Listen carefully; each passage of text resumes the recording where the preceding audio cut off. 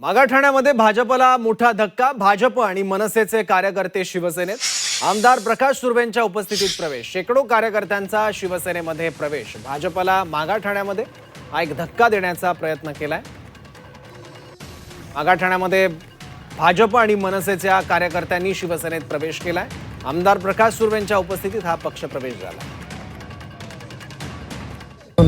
राम यांच्या मेहनतीमुळे त्याच्या नेतृत्वाखाली आमचे विभाग प्रमुख त्यानंतर शिवदयाल मिश्रा हा एक चांगला खंदा समर्थक BJPचा माझ्या मतदारसंघामधला आहे. शेकडो कार्यकर्ते घेऊन आमच्या पक्षामध्ये प्रवेश करतो आहे. एकनाथ शिंदे साहेबांवर त्यांनी दाखवलेला विश्वास त्याच्यामुळे फार आनंद होतो आहे आम्हाला.